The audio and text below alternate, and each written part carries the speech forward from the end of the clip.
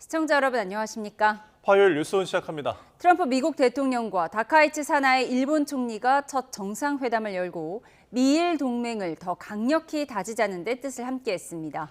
양국 정상은 회담에서 경제, 안보 등 현안 전반에 대해 폭넓은 논의를 벌였습니다. 일본 현지 연결해서 자세히 들어보겠습니다. 김세호 특파원. 네, 도쿄입니다. 네, 이번 미일 정상회담 분위기 궁금한데요. 구체적인 결과 나왔습니까? 네, 트럼프 대통령과 다카이치 총리가 오늘 오전 처음으로 도쿄 영빈관에서 자리를 마주했습니다. 회담은 40분 정도 진행됐습니다. 모두 발언에서 트럼프 대통령은 미국과 일본은 가장 강력한 수준의 동맹국이라며 양국 관계가 어느 때보다 강력해질 것이라고 밝혔습니다. 다카이치 총리도 두 나라를 더 풍요롭게 하기 위해 미일 동맹의 새로운 황금 시대를 함께 열겠다고 말했습니다. 이번 정상회담에서는 미일 관세 합의 후속 조치, 방위력 강화 등이 주로 논의된 것으로 보입니다. 우선 모두 발언에서 트럼프 대통령은 일본의 5,500억 달러 대미 투자가 포함된 미일 무역 합의는 매우 공정한 합의라고 강조했습니다. 투자 방식이나 이익 배분 등이 일방적으로 미국에 유리한 만큼 재협상 가능성을 사전에 차단하려는 의도로도 풀이됩니다. 또 다카이치 총리에게 일본의 방위력을 대폭 강화하려는 것을 알고 있다며 일본이 미국의 신규 군사 장비를 주문했다고도 말하기도 했습니다. 다카이치 총리는 방위비 증액 속도를 높이는 등 일본의 방위력 강화 방침을 트럼프 대통령에게 설명한 것으로 보입니다. 또 트럼프 대통령을 노벨 평화상 후보로 추천하겠다는 의사를 전달한 것으로 전해졌습니다. 정상회담이 끝난 뒤 두 정상은 히토리와 핵심 광물의 안정적 공급을 위한 문서에 서명했습니다. 이는 중국의 첨단 산업 핵심 물질인 히토리의 수출 통제 등에 함께 대비하기 위한 것으로 보입니다. 또 무역 합의 이행을 위해 관련 장관에게 필요한 추가 조치를 지시한다는 내용의 문서에도 서명했습니다.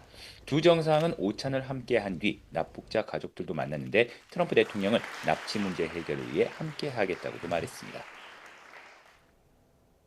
네, 양국 정상의 주요 일정 현재 어떻게 진행되고 있습니까? 네, 트럼프 대통령과 다카이치 총리는 오후에 미 대통령 전용 헬기를 타고 도쿄 인근 가나가와현 요코스카 미군 기지를 방문합니다.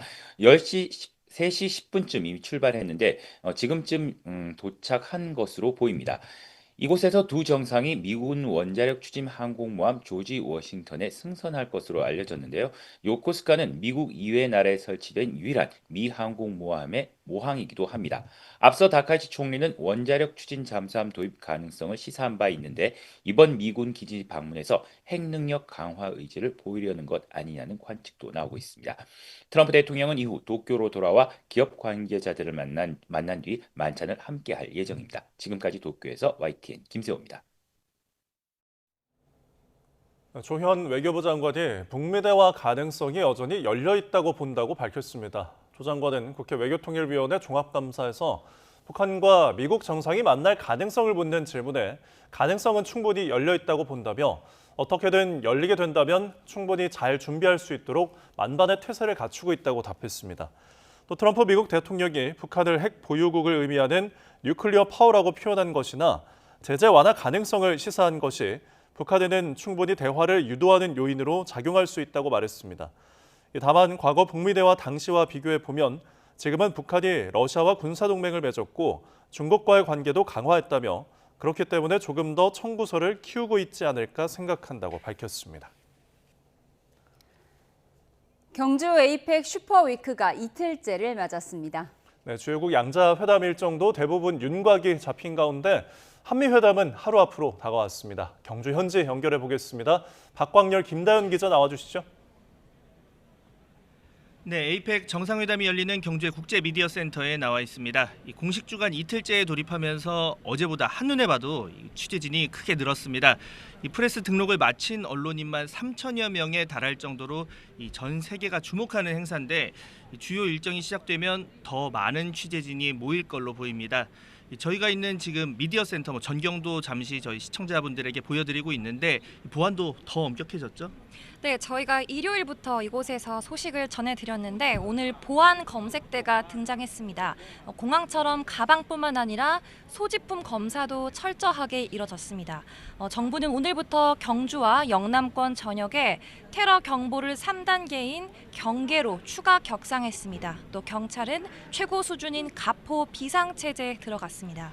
네, 회의장 주변 상공 비행 금지 구역으로도 설정됐습니다. 이 행사 끝나는 다음 달 2일까지 드론 같은 아주 작은 비행 장치도 띄울 수 없는데 여기에 더해서 전파 교란, 격추 장비 등도 배치해서 만일의 사태 대비하고 있습니다. 빅 이벤트 앞두고 긴장감 감돌고 있는 이곳 경주. 오늘은 어떤 행사가 진행됐는지 설명해 주시죠.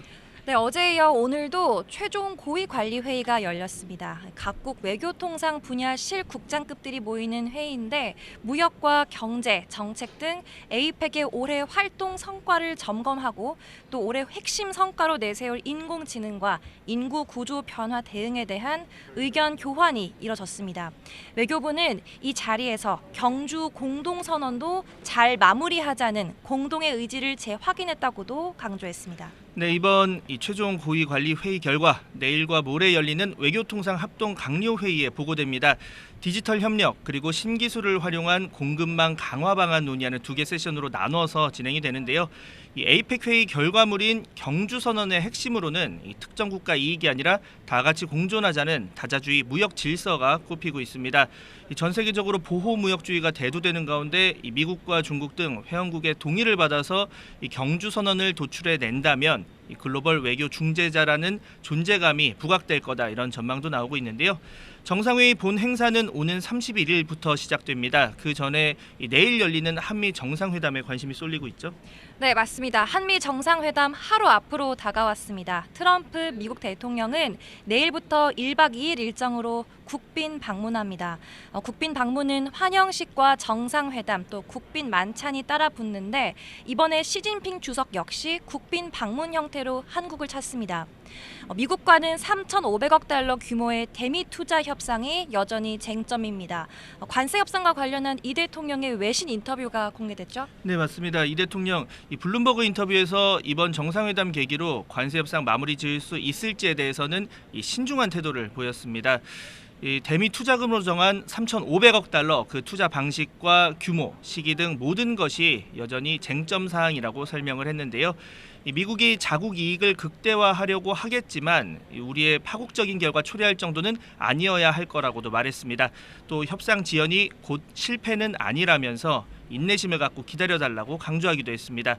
이 타결이 임박했다는 트럼프 대통령과의 온도차가 느껴지는 대목인데 시간에 쫓겨서 국익을 해치는 협상은 하지 않을 거라는 의지를 내비친 걸로 풀이됩니다. 이 대통령 이 아세안 정상회의 마치고 어젯밤 말레이시아에서 귀국을 했습니다. 자, 미국뿐 아니라 각국 정상과의 이제 정상회담도 이번 주 예정돼 있는데 그에 앞서서 조금 전에 저희 들어온 소식이었습니다. 그래서 한미 정상회담에서 이 대통령이 이제 트럼프 대통령에게 줄 선물이 공개가 됐다고요? 네, 그렇습니다. 국빈 방문에 걸맞은 선물을 계획하고 있다고 합니다. 대통령실은 에이펙을 계기로 방한하는 트럼프 대통령의 선물로 경주 금관을 검토하고 있다고 밝혔습니다. 금관은 특별 제작한 모형이고요. 또 트럼프 대통령에 대한 훈장 수여도 검토하고 있다고 하는데요. 무궁화 대훈장이 될 거란 관측이 나오는데 해외 정상이나 왕족에게 예우 차원에서 수훈이 이뤄진 전례가 있어서 그만큼 국빈으로서 최고 대접을 하겠다라는 의미로 풀이됩니다. 미국뿐 아니라 각국과의 정상회담도 이번 주 줄줄이 예정돼 있습니다. 한일 정상회담 날짜는 30일이 유력해 보이는데 일본 언론도 30일 개최로 조율되고 있다고 보도했습니다. 다카이치 총리와는 첫 회담이니만큼 친밀감을 우선 쌓고 또 양국이 수시로 왕래하는 셔틀 외교를 유지하자는 공감대를 형성하는 게 중요해 보입니다. 11년 만에 한국을 찾는 시진핑 주석과는 다음 달 1일에 만납니다. 일단 우리는 한중 관계를 안정적으로 복원하는 데 방점을 찍을 거로 보입니다. 우리나라와 주요국 정상 만남도 물론 중요하지만 사실 전 세계 이목은 모레 열릴 미중 회담에 쏠려 있습니다. 미중 회담 결과가 에이펙 회의에 영향을 줄 수밖에 없는 만큼 우리도 의장국으로서 촉각을 곤두세우고 있는데요. 일단 양국은 희토류 수출 통제와 추가 관세 부과를 다 유예하는 방안으로 잠정 합의한 상태입니다.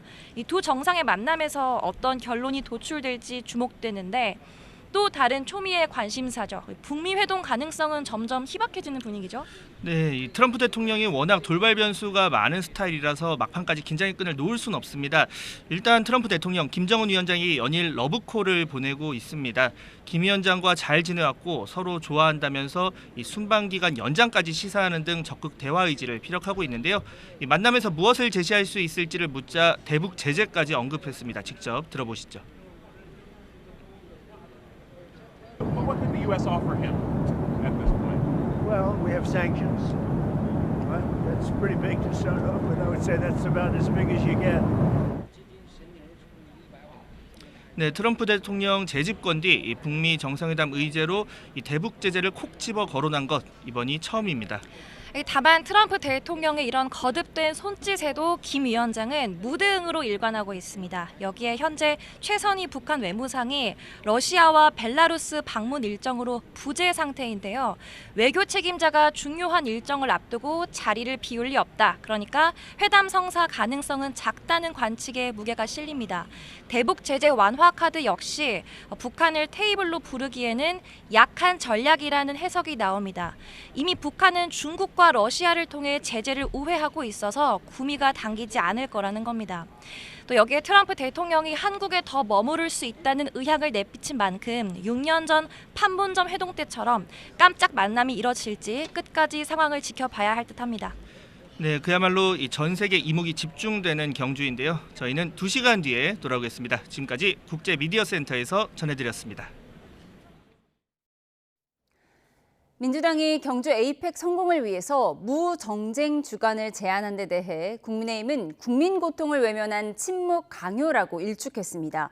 여야 원내 지도부는 잠시 뒤에 만나 김현지 대통령실 부속실장의 국감 증인 채택 여부를 논의합니다. 국회로 가보겠습니다. 황보혜경 기자. 네, 국회입니다. 네, 어제 민주당이 싸우지 말자 무정쟁 주간을 제안을 했는데 지금 국회 분위기는 어떻습니까?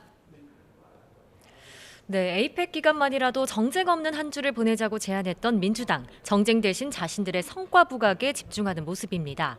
김병기 원내대표는 오전 국감대책회의에서 어제 코스피 4,000선 돌파가 정부와 여당의 자본시장 활성화 정책 덕분이라고 자평했습니다.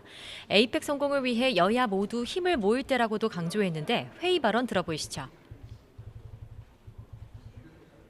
민주당은 에이펙의 성공을 위해 국회와 당이 할 수 있는 모든 일을 다 하겠습니다. 코스피 5천 시대 선진 자본시장으로 가는 길을 흔들림 없이. 박수현 수석 대변인은 논평에서 국민의힘 대신 야당이란 표현을 쓰고 그마저도 언급을 최소화하겠다고 밝혔는데 실제로 오늘 하루 민주당 서면 브리핑에서 국민의힘 관련 내용은 등장하지 않았습니다. 국민의힘은 이 같은 무정쟁 제안은 국민 고통은 외면한 채 입을 다물자는 뜻이라며 거부의 뜻을 밝혔습니다. 정권 실정을 덮기 위한 물타기 시도란 주장인데 직접 들어보시죠. 이재명 정권에서 저지른 경제 참사, 부동산 참사를 덮기 위한 침묵 강요이자 정치적 물타기라 할 것입니다. 송원석 원내대표는 정쟁을 멈추는 길은 간단하다며 이재명 정권과 민주당이 야당 탄압을 멈추고 국민 삶을 짓밟지만 않으면 된다고도 꼬집었습니다. 이런 가운데 내일 운영위 전체 회의에선 김현지 대통령실 부속실장의 국정감사 증인 채택 여부가 확정될 예정입니다. 국민의힘은 국감에 출석해 대통령실 비선 의혹을 밝히는 게 헌법적 책무이자 국민을 향한 최소한의 도리라며 총공세에 나섰는데요. 민주당 문진석 원내수석 부대표는 기자들과 만나 합리적인 이유를 제시하면 부르지 않을 이유가 없다며 조건부 출석 입장을 재차 강조했습니다. 이런 가운데 여야 원내 운영수석 부대표는 잠시 뒤 오후 4시부터 국회에서 회동하고 운영의 안건을 논의하는데요. 김현지 실장 증인 채택을 둘러싸고 합의를 이룰 수 있을지 주목됩니다. 네, 민주당 소속 최민희 국회 과방위원장의 딸 결혼식을 둘러싼 논란도 계속되고 있는데요. 여권에서도 비판의 목소리가 나왔다고요? 네, 최민희 과방위원장이 최근 딸 결혼식에서 피감기관 관계자 등에게 축의금을 받았다 돌려준 내용이 쟁점이 됐습니다. 논란이 커지자 최민희 의원은 자신의 SNS에 허위 조작 정보에 휘둘리지 않도록 깨어 있어야 한다며 다시 노무현 정신으로 무장해야 할 때라고 적었습니다.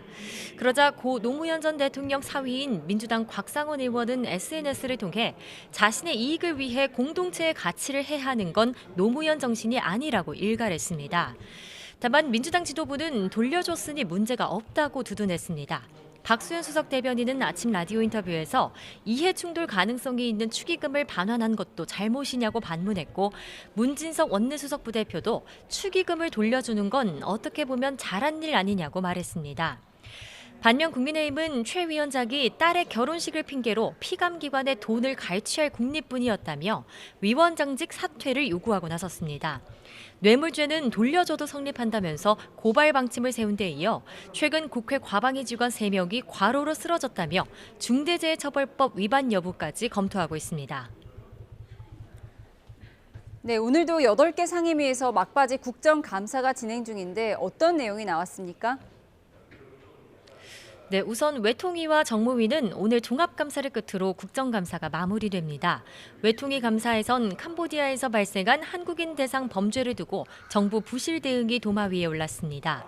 국민의힘 김기웅 의원은 대통령과 국무총리, 장관 할 것 없이 현지 공관에 전화 한 번 한 적이 없다면서 이래도 국민주권 정부냐고 질타했습니다. 내일 경주 에이펙에서 열리는 한미 정상회담에서 관세 협상이 매듭 지어질지도 관심사인데요. 민주당 조정식 의원은 이번에 타결되는 게 가장 좋지만 시한에 쫓겨서 졸속으로 타결되는 것도 조심해야 한다며 신중론을 제기했습니다. 농해수위에선 야당 의원들이 김현지 실장 증인 채택을 요구하면서 공방이 이어졌습니다.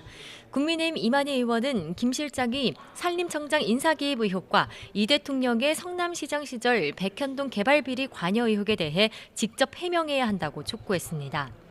이 밖에도 정무위 종합감사에선 김영석 독립기념관장이 또다시 도마 위에 올랐는데요. 민주당 김현정 의원은 김 관장이 사적인 금전 거래가 있는 지인을 독립기념관 관련 사업에 참여하게 했다며 기관 사유화 의혹을 제기했습니다. 이에 권오일 국가보훈부 장관은 충분히 감사 내용에 반영돼 결과가 나올 수 있게 하겠다고 답했습니다. 지금까지 국회에서 전해드렸습니다.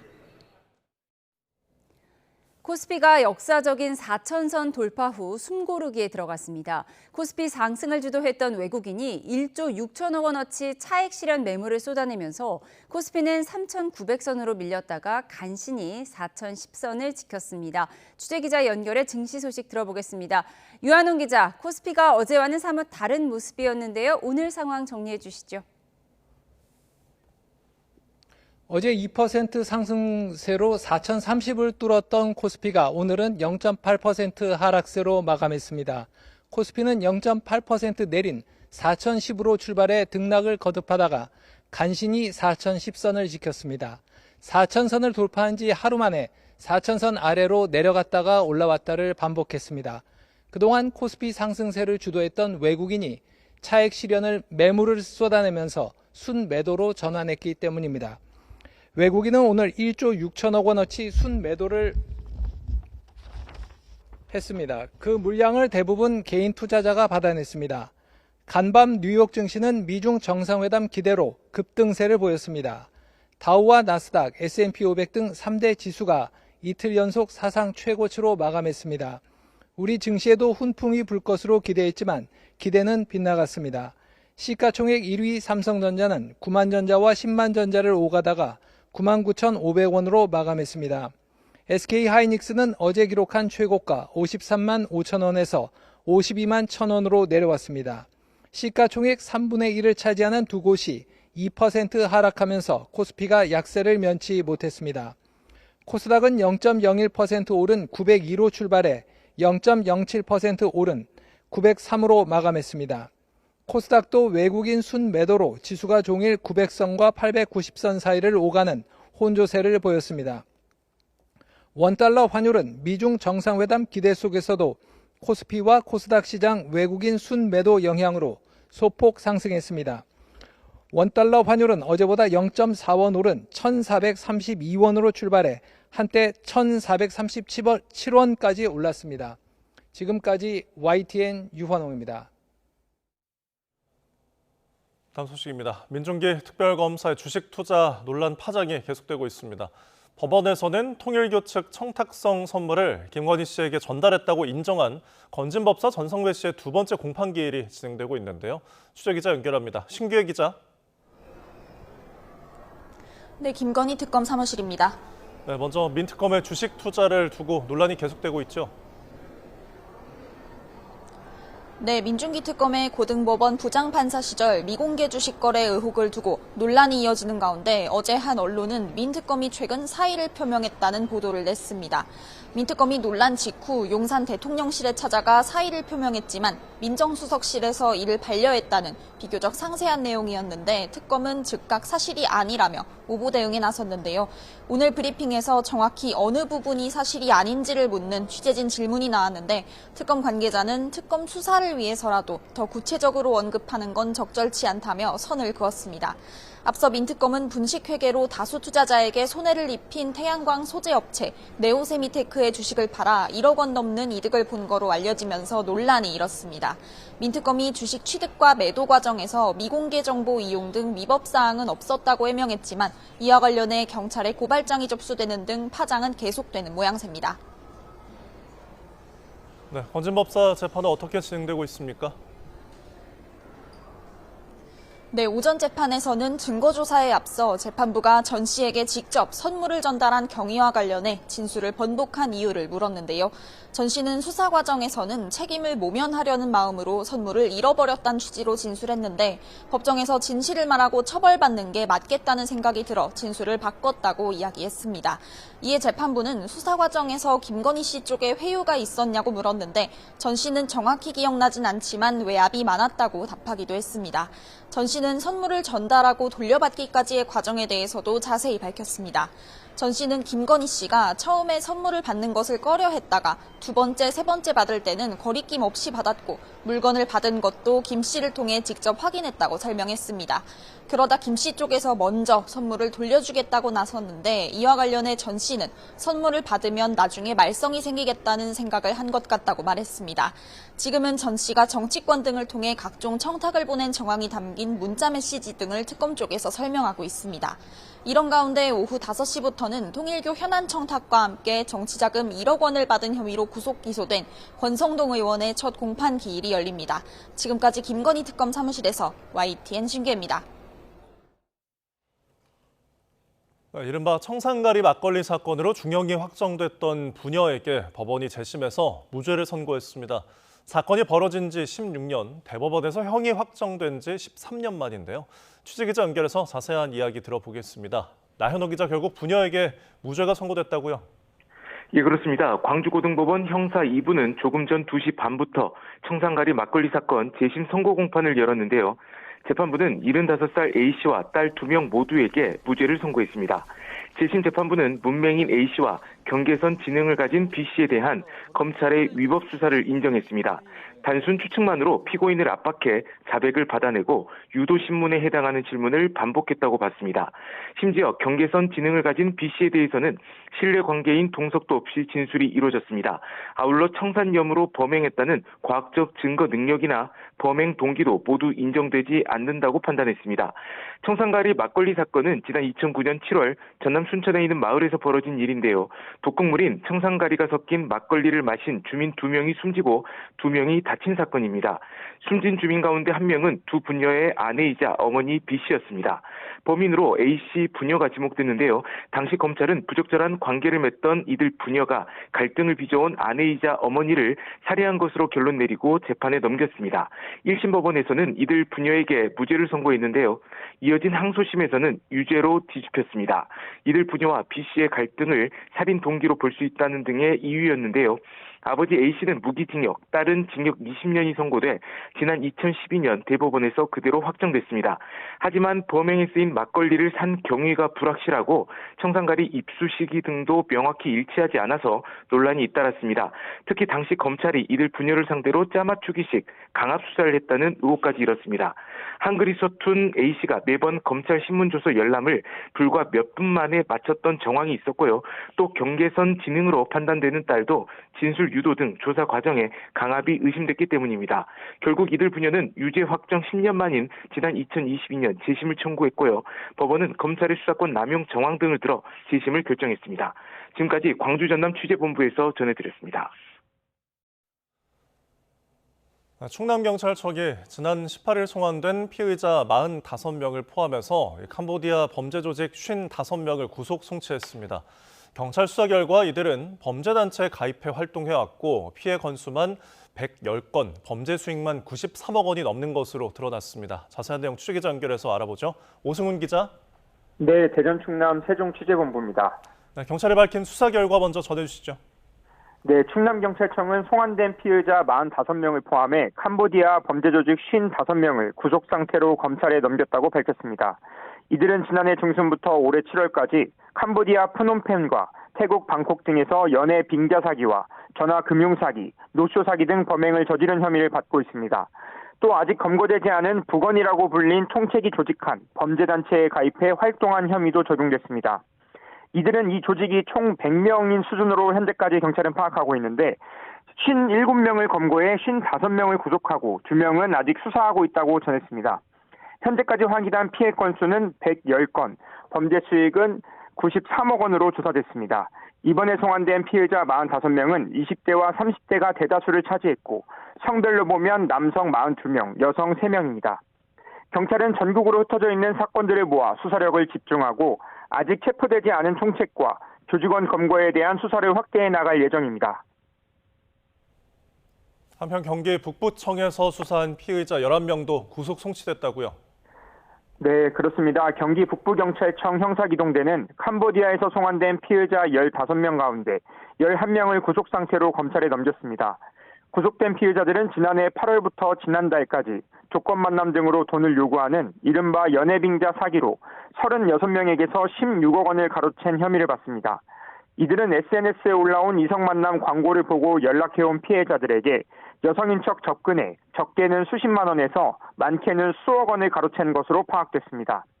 경찰 조사 결과 이들은 총책을 정점으로 한 지휘체계를 갖춘 조직에 속해 SNS 홍보 담당팀과 피해자에게서 돈을 빼앗는 로맨스팀으로 역할을 나눠 범행을 저지른 것으로 확인됐습니다.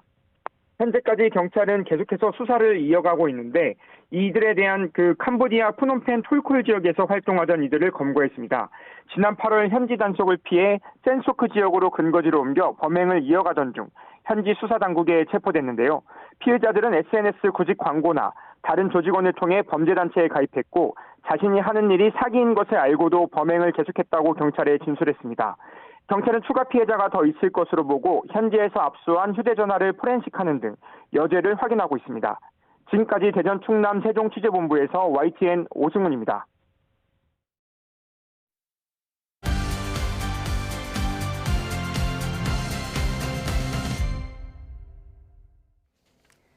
정치의 겉과 속을 들여다보는 정치원 시작합니다. 오늘은 홍익표 전 민주당 원내대표, 김성태 전 국민의힘 원내대표와 깊이 있게 분석해 보겠습니다. 어서 오세요. 네, 안녕하세요. 어제 정청래 대표가 에이펙 기간 중에는 싸우지 말자, 무정쟁 주간을 선언하자고 제안했죠. 그런데 오늘 국민의힘에서는 침묵 강요이자 정치적 물타기라고 맞받았는데요. 영상으로 정리했습니다. 우리끼리 싸우지 맙시다. 에이펙 성공을 위하여 무정쟁 주간을 선언하고 국힘 부동산 특위는 냄새나는 위선의 입을 닥치십시오. 이상입니다. 정쟁을 지향하고 에이펙이 성공적으로 완료될 수 있는 그런 분위기에 국회도 호응하는 세계 어느 검찰이 보안 수사 명목으로 수사를 직접 합니까? 수사관이 검사실에 있습니까? 그러니까 지금 말씀하시는 국무위원 되풀이기 그만하세요. 정청래 대표는 이러한 국민의 고통은 외면한 채 입을 다물자라고 말하는 것입니다. 이재명 정권에서 저지른 경제 참사, 부동산 참사를 덮기 위한 침묵 강요이자 정치적 물타기라 할 것입니다. 적어도 정청래 대표는 무정쟁이란 말을 입에 담을 수가 없습니다. 일말의 염치가 있다면 국민의힘이라는 당명을 걸고 비판하지 않겠다는 뜻이지 이렇게 설명하는 데는 또 필요한 것 같아요. 자꾸 그렇게 먼저 불을 떼시니까 2002년 월드컵 때라든지 88 올림픽 때 야당이 먼저 선제적으로 좀 제안을 하고 그런 측면에서 국민의힘이 했었으면 더 좋지 않았을까. 네, 전 세계 이목이 쏠린 에이펙 기간에는 싸우지 말자 이렇게 민주당의 무정쟁 선언 제안에 국민의힘은 오늘 국민 고통에 눈 감은 침묵 강요이자 정치적 물타기다 이렇게 거부를 했습니다. 싸우지 않기가 참 쉽지 않은가 봐요. 뭐 요즘 워낙 정치권이 요즘 분위기가 험악하기 때문에 되게 쉽지가 않을 것 같습니다. 그리고 과거에도 사실은 반복된 행태였어요. 왜냐하면 외교적인 문제, 외교안보 이슈가 터지면 한 목소리를 내야 된다. 이렇게 해서 여권은 정쟁 중지를 얘기했고 야권은 통상적으로 그게 말이 되냐? 이거에 대한 책임 소재를 따져야 된다 해서 반복됐던 상황이기 때문에 다만 뭐 완전하게 정쟁을 중단할 수는 없겠지만 그래도 평소보다는 조금 더 국회가 좀 덜 시끄러웠으면 그 대통령이 에이펙에 지금 외교 여러 가지 중요한 현안이 많지 않습니까? 미중 정상도 만나고 대통령이 직접 트럼프 대통령과 시진핑 주석을 만나기 때문에 이러한 내용들이 국민들에게 잘 전달될 수 있도록 국회가 새로운 논란거리를 제공하지 않았으면 하는 바람이 반영된 것 아닌가 생각됩니다. 예, 국감기간이라서 더더욱 싸우지 않기가 쉽지 않은 것 같은데 어제는 민주당 당대표가 싸우지 말자고 했으니까 대변인 논평에서도 국민의힘 당명을 아예 언급하지 않겠다 이렇게 선언을 했는데 오늘 박수현 대변인 야당으로 수위를 낮춰서 설명은 해야겠다라고 했어요. 그러니까 할 말은 해야겠다 이런 입장인 거겠죠? 그래도 이제 민주당의 박수현 대변인 같은 경우는 상당히 그래도 양식이 있는 분이고 그렇게 정말 무질서하게 이렇게 싸우는 걸 원치는 않는 사람이에요. 정청래 당 대표가 이제 어제 무정쟁을 이야기하니까 본인이 느끼기에도 많이 싸운 걸 본인이 아니까 다행이네. 제가 이 헌정 역사상 집권당 대표가 저렇게 싸움 박질을 많이 그 원인을 제공한 그런 당 대표도 없어요. 제가 볼 때는. 당 대표 그러니까 추미애 법사위원장 단골손님이잖아요. 또 서영교 의원이라든지 내노라하는 그 싸움꾼들, 최빈희 가방위 위원장도 거기에 또 빠지면 서운한 사람이죠.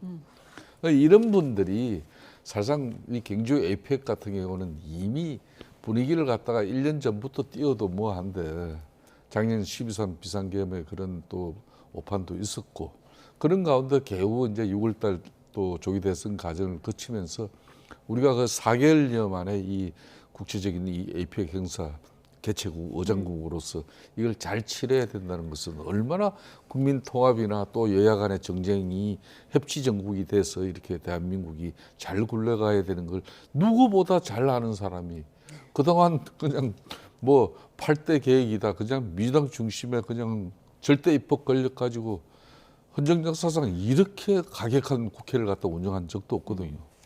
그런 정 대표가 이제 불과 이제 내일 이제 에이펙 열리니까 이틀 전에 싸우지 말자. 최소한 한 달 전에 제 이야기를 해야지. 네.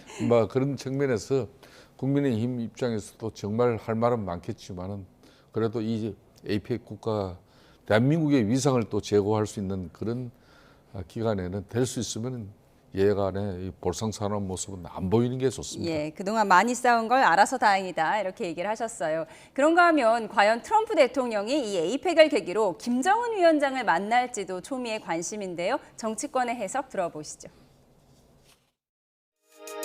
저는 이번에 트럼프와 김정은이 만난다 라고 확정적으로 생각을 합니다. 지금 보십시오. 트럼프가 김정은이 가장 바라는 핵 보유국을 인정하고 있잖아요. 더 중요한 것은 한국이 마지막 방문지이기 때문에 연기도 할 수 있다. 조정을 해서. 그리고 최근에 북측에서는 판문점 청소를 잘 했다는 거 아니에요? 이번에는 트럼프가 월북에서 북측의 판문각이나 혹은 개성 호텔에서 정상회담을 할 수 있다.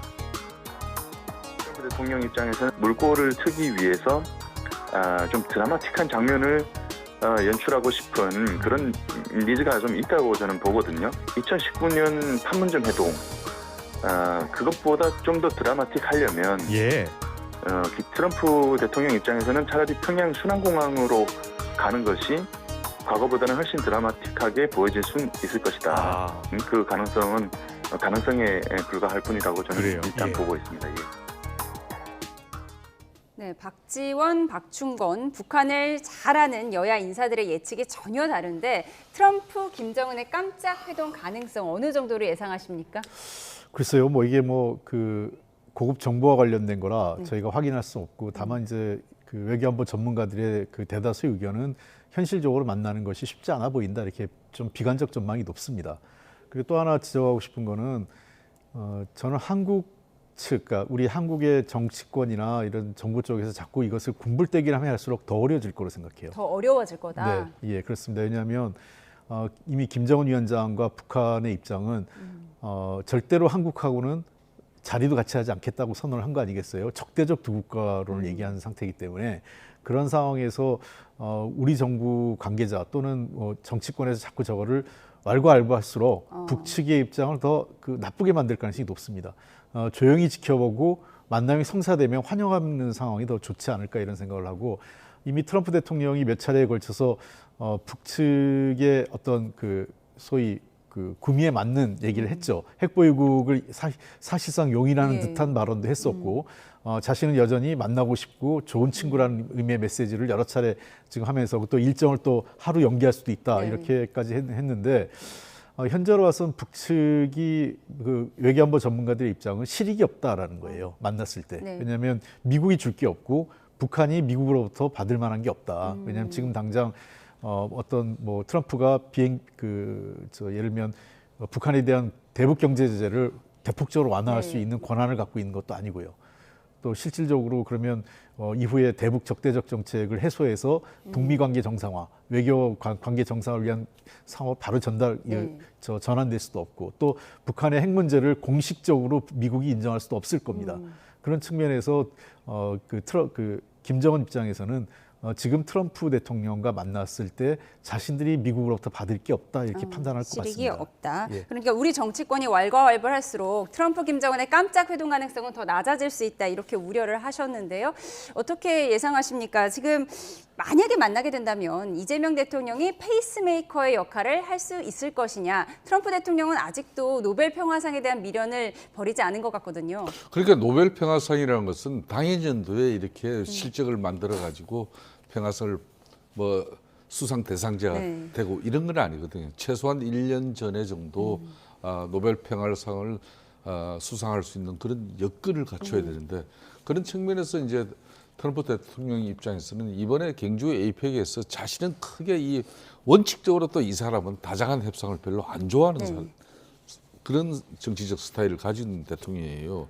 더군다나 자의적으로 자기 중심적 어떤 그런 뭐 정치 애교 뭐 이 부분에 지금 트럼프 대통령 입장에서는 에이펙의 어떤 그런 기대보다는 차라리 거기에서 얼마 거리 되지 않는 북측의 김정은을 만나서 세계에서 이렇게 가장 호전적인 그런 북한 체제의 김정은을 만나서 자기는 평화의 전도사가 되고 또 남북 화해 협력에 어떤 물꼬를 텄다고 이렇게 자랑하고 싶은 게 트럼프 대통령인데 그래서 에어포스 원 비행기를 타면서도 그렇고 타고 오는 중에서도 핵 보유국의 지위는 분명히 아닙니다.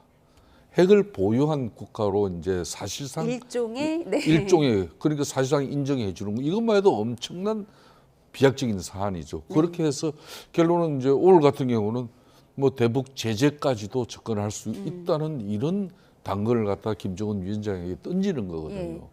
그런 부분에 대해서는 지금 사실상 한국 정부로서는 한국 국민으로서는 정말 트럼프 대통령에게 하고 싶은 말이 엄청 많은데도 우리는 말 입을 닫고 그냥 참고 있을 뿐인데 저는 트럼프 대통령 입장에서 지난번 2019년 같은 경우도 그때 뭐 전 세계 언론이나 정보기관 다 제끼고 깜짝 회동이 이루어졌잖아요.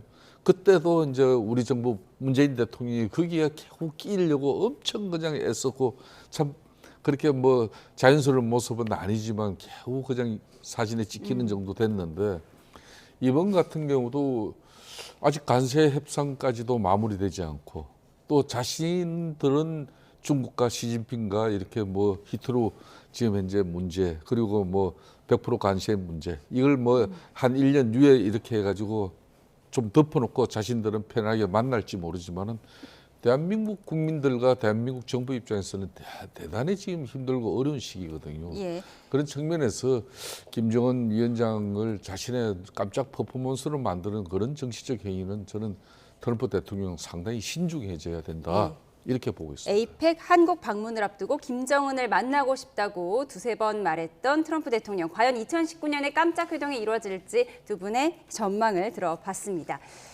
그런가 하면 후반부로 접어든 국회 국정감사에서 정부의 10.15 부동산 대책이 또 도마에 올랐습니다. 보유한 강남 아파트 2채 가운데 한 채를 자녀에게 증여하겠다고 해서 아빠 찬스 논란을 빚은 이찬진 금감원장. 어제는 증여하지 않고 집 한 채를 팔겠다고 했는데요. 지난 21일과 어제 발언을 이어서 들어보시죠. 눈높이에 맞지 않는 부분에 대해서는 뭐 한두 달 안으로 정리할 상황입니다. 정확하게는 제 자녀한테 양도할. 하지만 어제 증여세를 누가 낼 것인지 묻는 질의에는 집을 딸에게 주지 않고 팔겠다고 했는데요. 그런데 집을 팔면 고통스럽다고 말했습니다. 왜 고통스럽다는 걸까요? 정리세가 얼마인 줄 아세요? 5억 3,350만 원이더라고. 따님이 정리세를 낼 겁니까? 아니면 또 한 번 아빠 찬스를 사용해서 대신해 줄 겁니까? 자녀들한테 증여나 양도하지 않고 처분하려고 하고 있습니다. 집을 한 채를 정리를 한다는 건 공간이 너무 좁아져가지고 고통이 좀 있는 부분입니다만 그럼에도 불구하고 이게 현재 제가 공직자라는 신분을 감안해서 고통을 좀 감수하더라도 처분하고 정리하겠습니다. 네, 같은 단지의 47평 아파트 2채를 보유한 이찬진 위원장. 한 채를 팔고 남은 한 채에 산다면 공간이 너무 좁아져서 고통스럽다는 건데요. 아파트를 한 달 전 실거래가보다 4억 원 높게 내놔서 일부러 안 팔리게 하려는 것 아니냐는 질의도 있었습니다. 원장님 소유의 아파트가 네. 22억의 매물로 나왔어요. 한 달 전 그 아파트 실거래 가격이 얼마인지 아세요? 한 달 전? 아마 18억대 중반 정도 될 건데. 18억 원이에요. 한 달 만에 지금 4억이 올랐다고 보는 거예요. 중개인이 그거 한 겁니다. 네. 일부러 안 팔리게 하려고 비싸게 내놔갖고 누가 안 사게 그렇게 하려고 했는데 한 줄 알았는데 한 달 만에 4억, 일주일 만에 2억이 오르는 것이 이게 정상적이냐. 네, 금융감독원장의 강남 아파트 2채 논란과 금융위원장의 40억 원대 아파트 갭 투자 논란. 금융수장들이 잇따라 고개를 숙였는데요. 이 다주택자인 이찬진 금감원장, 증여 대신 매각으로 입장을 선회했는데 이 공간이 너무 좁아져서 가족이 고통스러울 수 있다 이렇게 단서를 달았습니다. 그런데 47평 아파트거든요. 물론 뭐 좁게 느껴지고 넓게 느껴지고는 뭐 주관적인 영역이지만 일반 서민들 입장에서 47평이 너무 비좁아서 고통스럽다고 한다면 공감을 얻기가 쉽지는 않을 것 같습니다. 굳이 하지 않아도 될 말을 하신 것 같아요. 왜냐하면 지난번에도 마찬가지였고요. 그냥 처음부터 팔겠다고 했으면 끝날 일이었는데 그걸 양도하겠다, 자녀에게 양도하겠다고 하면서 이 논란이 이어졌고요. 1라운드가. 이 2라운드는 47평형이면 상당히 넓은 집이죠. 보통 서민들이 20평대에서 34평, 우리가 국민들이 가장 희망하는 평수가 한 34평형 정도 되더라고요. 그 정도 해도 감지덕지 이렇게 하는데 물론 아까 말씀하신 대로 평형이 좁고 넓은 거는 굉장히 주관적입니다. 그렇죠. 왜냐하면 이찬진 원장 같은 경우 뭐 예를 들면 서적이 많거나 이런 경우에는 뭐 책을 놔둘 공간이나 이런 것 때문에 47평형도 좁게 될 수도 있겠죠. 그러나 사실이 그렇다 하더라도 이 말은 조금 국민들 정서하고는 맞지 않는 표현입니다. 그래서 좀 아쉬운 게 이분들이 계속 이제 공직에 있었던 분이 아니라 이찬진 원장, 금감원장 같은 경우도 그냥 법조계의 변호사로서 오래 있다가 오다 보니까 자신의 말이 국민에게 어떻게 전달되는지 또 국민들이 어떻게 수용하는지에 대해서 조금은 이해가 부족하신 것 같아요.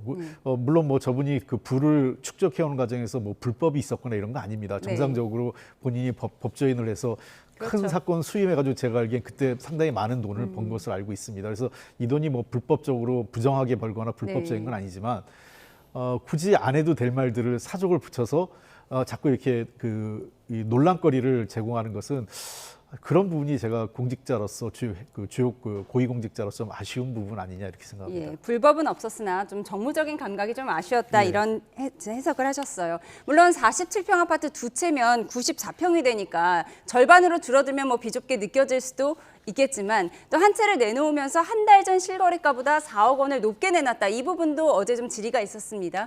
정말 이렇게 세상 물정 모르는 사람을 갖다 이재명 대통령 금감원장 앉아가지고 그것도 11호 부동산 대책에 그런 정책 이반자의 핵심 역할을 갖다 하는 사람이었다면 이 국민들의 아연실색할 수밖에 없는 거예요.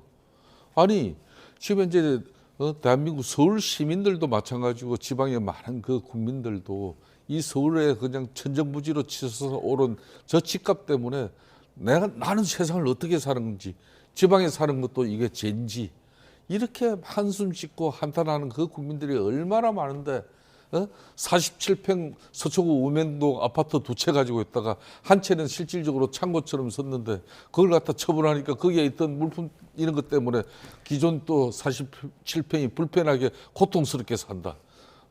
표현할 걸 이렇게 해야지. 그러니까 대한민국의 이런 고위공직자 22억짜리 그냥 47평 아파트를 갖다 창고로 쓰는 사람이 부동산 대책의 금융감독원 원장이었다니까 이 사람이 어떻게 금융 규제하는 부분에 대출 규제하고 은행을 컨트롤하는 그 부분에 대해서 어느 국민이 정책적 신뢰를 가지겠냐 이거예요. 저는 이찬진 금감원장이 이런 사람들이 그냥 뭐 좀 전에 홍영표 대표님 말씀처럼 처음에는 그냥 한 달 전에 그 아파트 처분하겠다 그랬고 처분을 어떻게 할 건데 그러니까 자식에게 정리하겠다. 그 정리하겠다도 국민 여론 따가우니까 팔겠다. 파는데 고통스럽다. 그런데 파는 것도 한 달 전 18억 가격을 자기는 22억. 그러니까 부동산 중개원이 22억을 때리더라도 아냐. 이거 한 달 전에 18억이면 이걸 18억으로 팔아야 부동산 가격을 안정시키기 위한 11호 부동산 대책의 진정성이 국민들에게 느껴지는 거 아닙니까? 어떻게 정책의 이반자가 한 달 만에 4억 오르는 그런 자기 집 처분을 갖다 정상적인 이렇게 이재명 정부의 부동산 대책의 핵심에 서 있는 사람이라고 보겠냐 이거예요. 이런 분들이 지난번 이상경 국토교통부 차관처럼 자신해서 이분도 굳이 돈 많고 그렇게 두 채 다 자기가 보유해야 되는데 뭐하러 그 금감원장 그 고액 또 연봉 받아가면서 그 자리 뭐하러 있습니까? 이재명 대통령한테 정치적 부담 주지 말고 내일 당장 사퇴하는 게 맞는 거예요. 47층 아파트가 비좁아서 고통스럽다는 금감원장의 발언, 불법은 없었으나 국민적 공감을 얻기는 좀 어려운 발언이었다. 두 분의 해석을 들어봤습니다. 그런가 하면 최민희 과방위원장의 국정감사 기간 자녀 결혼식 논란과 관련해 민주당 내에서 옹호의 목소리도 나오고 있는데요. 최 위원장이 오늘 SNS에 노벨 생리의학상을 언급하면서 노무현 정신을 강조했습니다. 왜 그랬을까요? 화면 보시죠. 네, 오늘 페이스북 내용입니다. 노벨 생리의학상과 노무현 정신 그리고 깨시민이라는 제목의 글을 올렸는데요. 암은 정복될 수 있다라는 시카구치 시몬 교수의 노벨 생리학상 수상 소감을 인용하면서 악의적 허위 정보를 암세포에 암을 치료하는 조절 T세포를 깨어있는 시민의 힘, 노무현 정신에 비유한 겁니다. 최근 자녀 축의금 관련한 비난 여론을 악의적인 허위 정보이자 암세포라고 주장한 것으로 해석되는데요. 오늘 아침 여야 목소리 들어보시죠. 너희 중에 죄 없는 자가 먼저 돌로 치라라고 하는 성경 구절을 인용했습니다만 그렇게 비난하는 이것은 뭐 여야를 떠나서요. 네. 이게 소위 정치인들 중에 그러면 그런 어떤 애경사가 있는데 최민희 의원처럼 그럼 적어도 그런 이해충돌의 어떤 축의금이나 부의금이나 이런 것들을 골라서 돌려주려고 하는 노력을 해본 사람이 있는가? 저는 없습니다. 그래서 제가 부끄럽다고 썼어요. 이런 표현이 좀 과할지 모르겠지만 주접스러운 거 아니겠습니까? 계좌번호에 카드 번호를 찍어준다라든지 돌려주려고 하는 의도였다 하지만 그걸 굳이 보좌진들 시켜가지고 대한민국 국회의원 특히 이 상임위원장의 권위라든지 품격이라든지 이런 게 정말 국민들이 봤을 때는 기가 차실 것 같다. 네, 정치인들의 과도한 경조사비 논란 어제 오늘 일은 아닌 것 같은데요. 이런 가운데 박수현 의원은 본인은 축의금을 돌려줄 용기조차 없었다면서 최민희 의원의 용기를 칭찬했습니다. 돌려줬으면 된 거다라는 입장인 것 같은데 어떻게 보셨습니까? 이게 아까 그 고위공직자들 부동산 관련된 발언들 여러 사람의 발언이라는 것도 제가 그런 얘기를 들었어요. 혹시 이제 젊은 사람들끼리 그런 얘기 하는 거 아시죠? 너 티즈 이런 말 있잖아요. 그러니까 이제 사실은 그 발언을 할 때 너 티란 말은 우리가 좀 공감하는 발언이 아니라 너무 논리적이고 설명하는 발언이 도리어 논란을 자초하고 상대방의 마음에 상처를 준다 이런 거거든요. 그러니까 부동산 관련 발언도 마찬가지고 지금도 그렇습니다. 제가 보기에는 도리어 그냥 가만히 있는 게 저는 이 최민희 의원 논란을 이렇게 좀 가라앉히는 데 좋은데 자꾸 주변에서 거들어준다고 하는 것이 논란을 더 키우는 것 아니냐. 저는 조용하게 저 문제도 사실 드러나기 전에 조용히 돌려주고 난 다음에 그것이 알게 모르게 소문이 나면 최민희 의원이 경조사비를 다 돌려줬다고 하더라 고액에 대해서는 하면 도리어 미담이 될 수 있었는데 이게 돌려주기도 전에 논란이 되면서 이상한 논란으로 번지면서 자꾸 이제 지금 위원장으로서의 권한 또 보좌진에 대한 또 부적절한 일 업무 뭐 이런 걸로 논란이 확대되는 것이 최민희 의원한테도 좋지 않고 민주당을 위해서도 좋지 않다 이렇게 보입니다. 저는 어쨌든 이 문제에 대해서는 한 번이라도 이거 부적절했다 이렇게 한번 사과를 정식으로 하고 그냥 조용히 있는 게 더 낫다고 생각을 하고요. 더 이상 이 SNS나 이런 걸 통해서 이 문제를 자꾸 논란을 할수록 일단 국민들은 일반인들이 사실은 100만 원이나 가까운 축의금 경조사비를 받을 수 있는 국민들이 대한민국에 몇 분 계시겠어요. 네.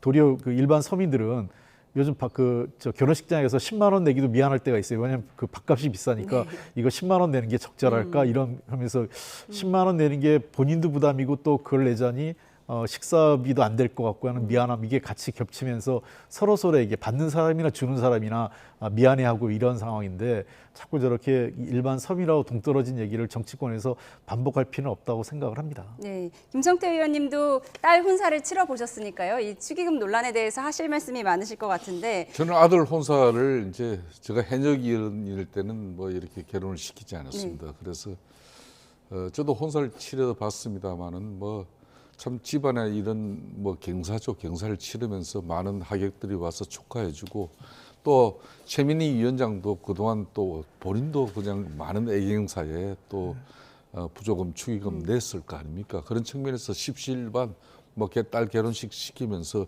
이렇게 축의금 일부는 받을 수 있습니다. 그렇지만은 이제 문제는 국정감사 기간이에요. 또 최민희 위원의 신분 자체가 이제 그것도 집권당 과학방송기술통신위원회 위원장입니다. 수백 개의 피감기관과 또 많은 그런 방송 언론 또 미디어 이런 영역에 있는 그 많은 그 정책 결정에 따라서 엄청난 영향을 줄 수 있는 그런 이해관계가 충돌하는 지점이 많단 말입니다. 그렇다면은 딸의 혼사를 치르더라도 이걸 갖다 국정감사 기간을 좀 피해 가지고 혼사 날을 잡는다든지 저걸 또 더군다나 국회 소통관에서 했단 말입니다. 국회 소통관이랑 그 결혼식장이라는 것은 사실상 국회 사무처 요원들 그 수천 명 되는 그 보좌진들 그분들 그래도 저렴하게 그 소통 공간 결혼식장 이용해라고 그걸 서비스하는 건데 거기다가 자신이 또 자제분 저렇게 어렵게 물론 이제 저걸 인터넷 신청을 통해 가지고 이렇게 결혼식장을 잡았을 건데 최민희 방통위원장이 평상시 예간에 원만하게 상임위를 운영하면서 그렇게 큰 무리가 없는 그런 위원이면서 또 무리를 빚지 않는 그런 성품이라 그러면 누가 이렇게 문제가 되겠습니까? 당연히 국감기간에 어떤 언론도 저걸 갖다가 그렇게 곱게 보지 않을 거고 그럼에도 불구하고 자신이 저렇게 청첩장을 돌리면서 축하한이나 또 축의금은 정중히 거절합니다. 이런 안내도 없잖아요. 대려 계좌번호하고 카드번호 연계까지 이렇게 시켜가지고 정말 잘 안내를 했어요. 그렇게 해서 그건 축의금 내달라는 건데 그럼 왜 일부는 그렇게 돌려준다. 나중에 문제가 될 것 같으니까 본인이 돌려줬는데 그럼 그것도 돌려주더라도 자신이 소위껏 그쪽에 내주신 분들께 마음은 받고 이렇게 돌리는데 그걸 왜 보좌진한테 분명히 사적 영역에 자기 자신의 가족들에 대한 일 잘못된 거잖아요. 예. 그렇기 때문에 홍익표 대표님 말처럼 자중하고 좀 성찰하면서 조용하게 지내야지 오늘은 갑자기 뜬금없이 무슨 노무현 정신입니까? 예, 그 부분이요. 그러니까 자신에 대한 비판이 허위 정보이자 암세포이고 이를 경계하기 위해서 노무현 정신이 필요하다 이런 글을 올렸는데 노무현 전 대통령의 사이 곽상원 의원이 또 글을 올렸습니다. 적어도 엿장수 마음이 노무현 정신은 아니다 이렇게 최민희 의원을 저격했는데 이 둘 사이에는 예전에도 김어준 씨 유튜브 출연을 갖고도 공방이 있었잖아요. 예, 그렇습니다. 뭐 2라운드째 지금 두 분이 네. 벌어지는 건데 어쨌든 자꾸 이렇게 그 논란이 빚어지는 게 바람직하진 않습니다. 아까 좀 말씀하셨지만 최민희 의원이 그렇게 그 뭐 넉넉하게 또 그리고 제가 오랫동안 봤지만 무슨 부정하게 돈을 탐하거나 뭐 부패한 정치인은 절대 아니에요. 아마 정치인 중에서 굉장히 청렴하고 깨끗한 축에 속하는 편이지만 어찌됐든 지금 현재 상황은 본인의 부정부패 문제를 떠나서 국감기간에 저런 논란이 발생한 거기 때문에 그냥 그 더 논란을 확대시키기보단 제가 주의 깊지 못하게 못 살펴봤다 죄송하다고 했으면 제가 보기엔 한 그때 바로 처음 논란됐을 때 하루 이틀 만에 종식됐을 일이 자꾸 논란을 보태지는 느낌이 듭니다. 그런 측면에서 글쎄요 아마 지금 일부 언론이 너무 과하게 본인 입장에서는 억울할 수도 있어요. 근데 고민이 됐을 땐 어쩔 수 없습니다. 자신의 지위가 올라갈수록 앞으로 아마 최민희 의원이 그냥 상임위원장이 아니었다면 그리고 지금 그랬다면 저렇게까지 논란이 안 됐을 텐데 상임위원장이고 하니까 더 저런 논란에 중시에 쓴 것 같아서요. 이럴 때일수록 조금 더 겸손하게 입장을 밝혔으면 좋겠다 싶습니다. 최민희 의원이 그렇게 또 인생을 잘못 사는 사람도 아니기 때문에 좀 그렇게 더 안타깝습니다. 초기 수습이 좀 아쉬웠다라고 지적을 하셨어요. 그런가 하면 민주당이 이재명 대통령의 재판을 중지하는 법안에 군부를 떼고 있습니다. 이미 중단이 됐지만 혹시라도 재판부가 변심을 하면 언제든 재개될 수도 있으니까 아예 법으로 불가능하게 막겠다는 건데요. 국민의힘은 이 법이 통과되는 순간 이재명 정권이 중지될 거라고 엄포를 놨습니다. 영상으로 보시죠. 재판 중지를 규정한 형사소송법이 지금 본회의에 계류 중에 있습니다. 제가 정청래 대표님한테 이거 빨리 통과시킵시다라고 건의를 했습니다. 이 대통령 재판 5개는 각 재판부의 판단으로 멈춰 있지만 이렇게 얘기가 나온 이후 바로 이 장면 때문이라는 분석입니다. 확인하시죠. 이재명 정부 중에도 언제든지 재판은 다시 기회를 잡아서 할 수 있는 거죠? 이론적으로는 그렇습니다. 현실적으로도 불가능하지 않죠? 예, 불가능한 건 아닙니다. 국민의힘은 재판 중지법이 통과된다면 즉시 이재명 정권이 중지될 거라고 목소리를 높였는데 오늘 오전에도 여야 공방은 이어졌습니다. 이 이슈가 거의 수면 아래로 이제 내려갔는데 최근에 국감 과정에서 이런 이슈를 다시 살린 게 사법부다. 이론적으로 재판을 개정할 수 있다? 이러한 것은 어떤 내란 세력으로서의 음모가 숨어 있다. 의원님은 찬성이세요, 반대세요? 찬성입니다. 이재명 대통령의 사법 리스크를 막기 위해서라면 권위주의 정부 시절보다도 더 강력하고 거칠게 사법부를 압박해 장악하고 더 나아가 사법 시스템을 붕괴시키겠다는 민주당의 모습에서 집단적 광기가 느껴집니다.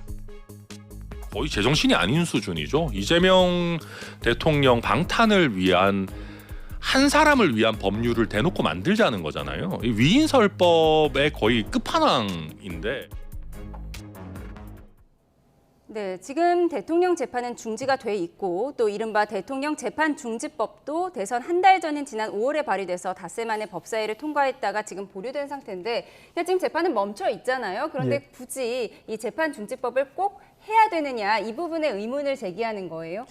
이제 아까 그 화면에서 나온 것처럼 그 법원의 입장에서 한 그 증인으로 나온 분이 얘기를 하면서 할 수 있다라는 이론적 얘기 한 것 때문에 논란이 됐는데 당시에도 이재명 대통령이 서두를 이유가 없다고 해서 저게 보류된 거거든요. 제 생각에는 이렇습니다. 저 법원에서 빨리 결정을 해야 돼요. 해석을. 제가 보기에는 불가능합니다. 헌법 84조에 의해서 형사상의 소추가 금지되는 거에선 재판도 포함되어 있는 거기 때문에 이 문제에 대해서는 논란이 없게 각급 법원에서 이런저런 소리가 판사별로 나오지 않게 대법원에서 이 문제에 대해서 정리를 하는 게 맞다 이렇게 생각을 합니다. 예, 대법원에서 빨리 정리를 해주면 좋겠다라고 말씀을 하셨는데 국민의힘에서는 현 법제처장이 나와서 한 말처럼 정말 무죄가 확실하다면 차라리 재판을 재개해서 무죄 확정되는 게 낫지 않느냐 뭐 이런 의견도 있더라고요.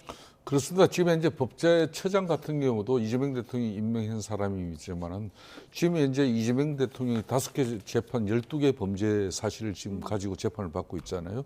이분 같은 경우는 물론 이재명 대통령 변호인 신분이었습니다만은 12개 범죄 사실이 다 무죄라 그러는 입장이에요.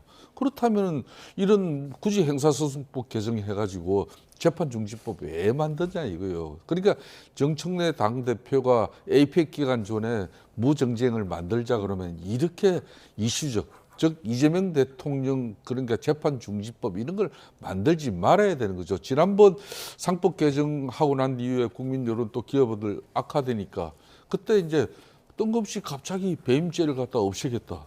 그 배임죄가 없어지면 그게 면소 법안이 되는 건데 가장 큰 수혜자가 이재명 대통령이 되는 거예요.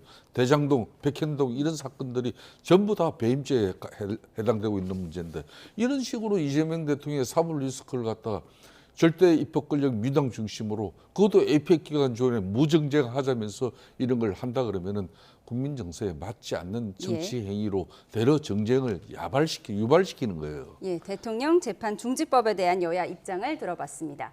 그런가 하면 국정감사장에서 고릴라 그림을 정성스럽게 그린 국회의원이 한 명 있었습니다. 누구일까요? 확인해 보시죠. 네, 포털 사이트 내에 다양한 고릴라 가운데 캐리커처 그림을 골라서 따라 그리는 유영아 의원. 연필을 이리저리 바꿔 잡으며 꽤나 신중하게 그리는데요. 완성된 모습을 한번 볼까요? 네, 꽤나 그럴싸하죠. 미술 전공인가 했더니 유 의원은 행정학과를 졸업했다는데요. 그림을 잘 그리는 게 중요한 건 아니죠. 누리꾼들은 국감 시간에 딴짓이나 하고 세금이 아깝다는 반응도 보였는데 왜 하필 고릴라를 그렸는지 묻는 질문에 유 의원은 아무 뜻 없다, 미안하다 등의 말을 남긴 것으로 알려졌습니다.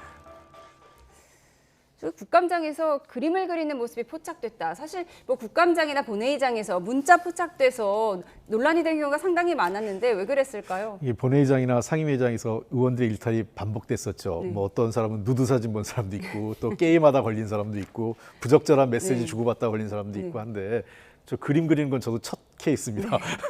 그 왜 그랬는지 도대체 알 수 없는데 국감장에서는 물론 내내 집중하기 어려워요. 저도 그래서 어떤 경우에는 굉장히 피곤하고 졸음이 올 때도 있고 그럴 때는 차라리 밖으로 잠깐 이석을 하는 경우가 있었는데 저렇게 그 회의장에서 부적절한 행동을 하는 것은 국민들의 세금으로서 일하는 국회의원으로서는 바람직하지 않습니다. 예, 부적절한 건 확실한 것 같습니다. 왜 하필 고릴라였을까요? 짧게 답변 듣겠습니다. 유영아 의원 그래도 대단히 솔직한 사람입니다. 지금 이제 국민의힘 입장에서는 지금 이제 여대 야소 전국에서 많은 핍박과 서름을 겪고 있잖아요. 그렇기 때문에 지금 민주당이 고릴라식으로 그렇게 무소불위의 힘을 행사한다. 무지막지해 보인다. 그래서 내가 고릴라 그렸다. 이렇게 해명할 수도 있는데 자기는 별 뜻 없이 그린 거다. 이렇게 인정한 부분은 대려 순수해 보입니다. 그렇지만은 국정감사 기간 중에 엉뚱한 짓 하면은 정치인으로서 비난, 비판 받을 수 있다는 점 잘 숙지하시면 좋겠어요. 국감 중에 고릴라를 정성스럽게 그린 유영아 의원의 얘기까지 나눠봤습니다. 지금까지 정치연 홍익표 전 민주당 원내대표,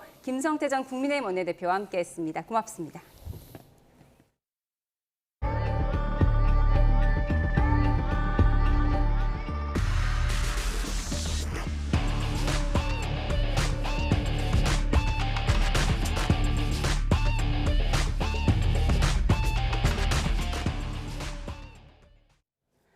이른 초겨울 추위에 오늘 아침 서울에서는 지난해보다 10일이나 빨리 첫 얼음이 관측됐습니다. 하지만 이번 추위는 내일 낮부터 빠르게 누그러들겠고 에이펙 정상회의가 열리는 경북 경주도 당분간 쾌청한 늦가을 날씨가 이어질 전망입니다. 정혜윤 기자입니다.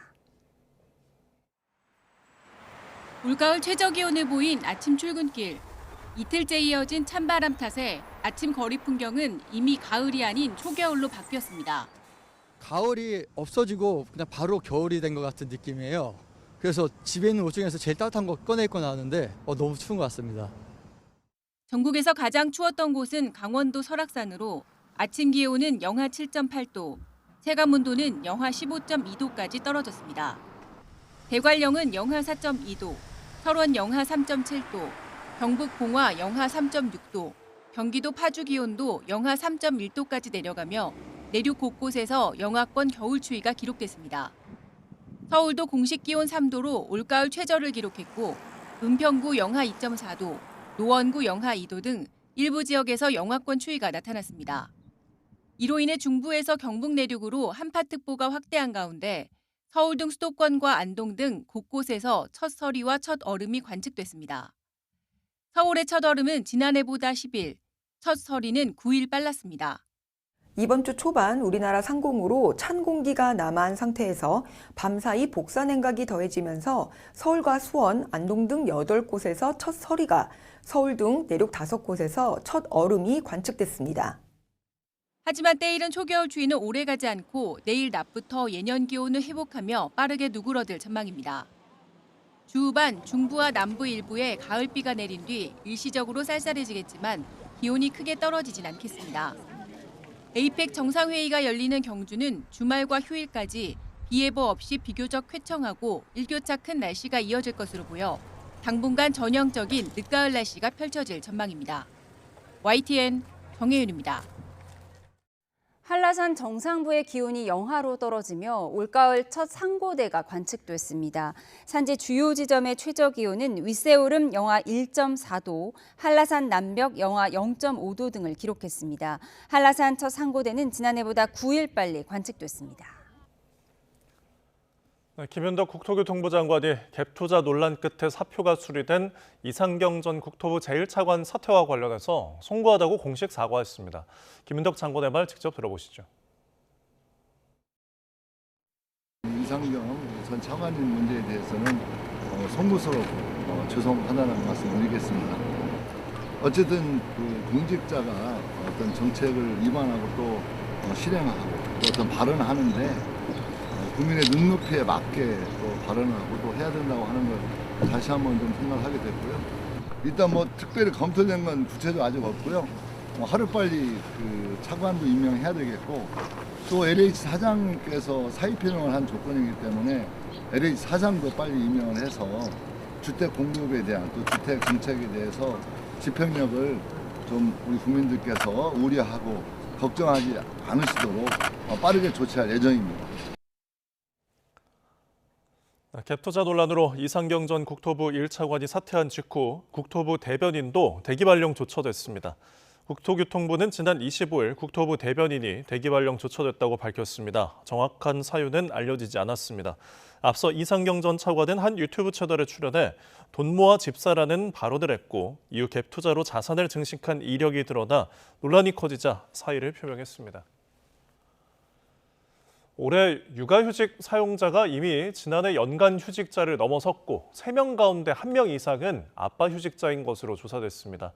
정부는 일가정 양립에 필수적인 육아휴직을 더 활성화하기 위해 특히 중소기업에 대한 지원을 확대할 계획입니다. 이문석 기자입니다. 육아휴직 사용자가 처음으로 연기준 14만 명을 넘었습니다. 지난 3분기까지 육아휴직급여 수급자는 14만 1,909명으로 지난해 같은 기간과 비교해 37% 늘어났습니다. 아빠 휴직자 수와 비율도 꾸준히 상승하고 있습니다. 3분기 기준 남성 육아휴직자는 2023년 2만 7천여 명에서 지난해엔 3만 명대로 올라섰고 올해 5만 명을 넘어섰습니다. 성별 비중도 매년 늘어 37% 가까이 됐습니다. 정부는 육아휴직급여를 월 최대 250만 원으로 올리는 등 휴직급여를 인상한 효과가 남성 육아휴직 참여로 이어졌다고 분석했습니다. 이런 변화는 대기업만이 아니라 중소기업에서도 관찰됐습니다. 3분기 기준으로 중소기업 육아휴직자 수는 2023년 5만 명대에서 2년 만에 8만 명대로 늘었는데 남성 비율이 올해 처음 30%를 넘었습니다. 정부는 근로자 10명 중 8명이 중소기업 종사자라는 점에서 내년부터 이들의 육아휴직 확대를 위한 지원을 강화한다고 밝혔습니다. 자녀 돌봄을 위해 근로자가 임금 삭감 없이 1시간 늦게 출근하도록 사업주에게 월 30만 원을 지원하는 육아기 10시 출근제를 신설했습니다. 육아로 근로시간을 단축한 근로자에게 지급하는 급여 기준 금액 상한 역시 현재 220만 원에서 250만 원으로 인상합니다. 특히 30인 미만 소규모 기업에는 대체인력 채용지원금을 월 140만 원까지, 동료 근로자 금전 지원을 월 60만 원까지 상향해 휴직하는 사람도 남는 사람도 부담을 덜어줄 계획입니다. YTN 이문석입니다.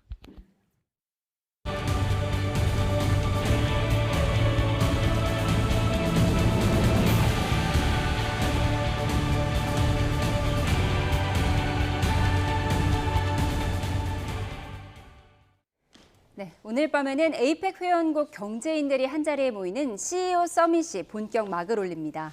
차태원 SK그룹 회장은 오늘 오후 열린 인공지능 분야 포럼에서 한국이 AI 병목 현상을 풀어내고 가장 빨리 확산시킬 것이라고 밝혔습니다. 경주 CEO 서밋 현장에 나가 있는 취재기자 연결합니다. 박기환 기자. 네, 에이펙 CEO 서밋이 열릴 경주 예술의 전당입니다. 네, CEO 서밋 공식 일정이 오늘부터 시작된다고요? 네, 아시아 태평양 경제인들의 축제 에이펙 CEO 서밋이 오늘 밤 환영 만찬을 시작으로 공식 개막합니다. 엔비디아의 창립자 젠슨 왕 CEO를 비롯해 1,700여 명의 글로벌 경제인들이 바로 이곳으로 모여들고 있습니다. 이들은 오는 31일까지 나흘 동안 인공지능과 디지털 전환, 지속 가능성과 바이오 헬스 등 다양한 주제를 놓고 머리를 맞댈 예정입니다. 특히 이재용 삼성전자 회장과 최태원 SK그룹 회장 등 우리 재계 총수들도 총출동할 예정인데요. 여기에 맷 가먼 아마존 웹서비스 CEO와 사이먼 칸 구글 부사장 등 빅테크 경영인들도 이곳 경주를 찾는 만큼 구체적인 협력 방안이 논의될지 관심입니다. 이에 앞서 주요 산업의 현황을 진단하고 청사진을 그려보는 에이펙 퓨처테크 포럼은 어제부터 시작됐습니다. 둘째 날인 오늘은 유통과 인공지능 분야 포럼이 열렸는데요. SK그룹이 주최한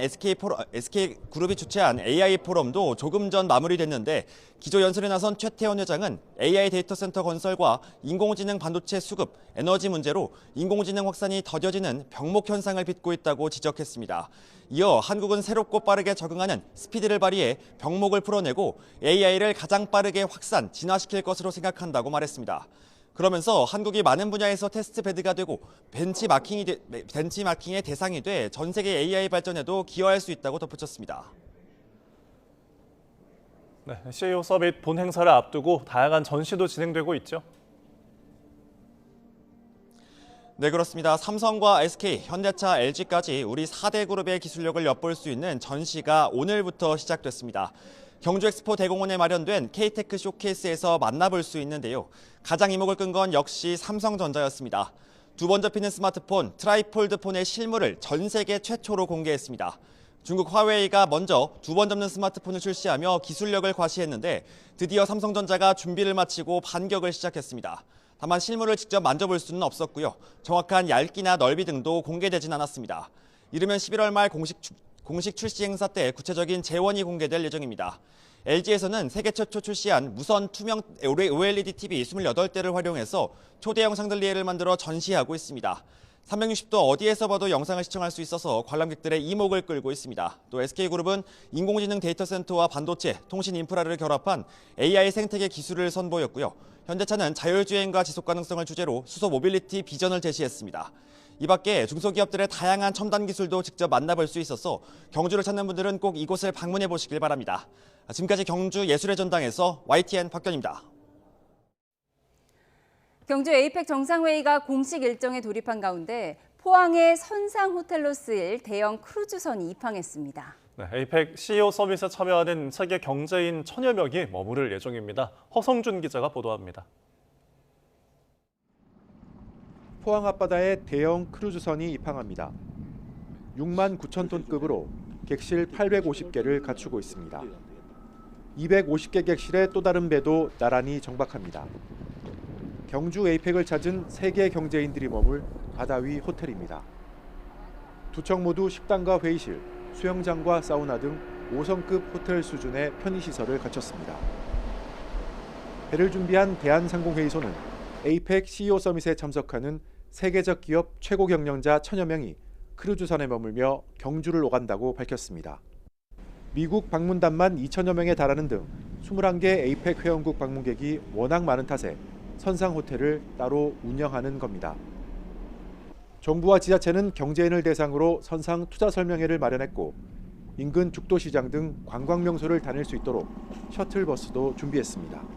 항외에 그 도로 정비와 그리고 가량경 정비에 최선을 다하였고 항내에서는 경진을 위하여 배에서 바라볼 수 있도록 미디어 파사드를 주요 정상들이 정상회의 기간 머물 경주 지역 숙소도 만반의 준비를 마친 채 손님 맞이에 나섰습니다. YTN 허성준입니다. 정동영 통일부 장관이 경주 에이펙 정상회의 기간 북미 정상이 만날 가능성을 두고 오늘이나 내일 김여정 노동당 부부장 등을 통해 입장 표명이 있지 않을까 싶다고 내다봤습니다. 정 장관은 국회 외교통일위원회 국정감사에서 북미 정상이 만나려면 오늘 내일 사이엔 북쪽의 입장 표명이 있어야 한다며 이같이 말했습니다. 이어 김 위원장의 결심만 남았다며 이번인지 다음인지 판문점인지 평양인지 또 하노이의 트라우마를 딛고 이번에 갈 것인지 몇 가지 전략적 지점을 고민하고 있다고 본다고 덧붙였습니다. 트럼프 미국 대통령과 다카이치 일본 총리가 첫 정상회담에서 강력한 동맹을 강조하며 밀착을 과시했습니다. 네, 트럼프 미 대통령은 내일 한국으로 건너와서 이재명 대통령과 두 번째 정상회담을 합니다. 봉영식 연세대학교 개원교수와 함께 자세히 짚어보겠습니다. 어서 오십시오. 어서 오세요. 안녕하십니까. 네, 트럼프 미국 대통령, 다카이치 사나이 일본 총리와 오늘 처음 만났습니다. 네, 두 정상 특급 칭찬을 주고받았는데요. 먼저 보고 오시죠.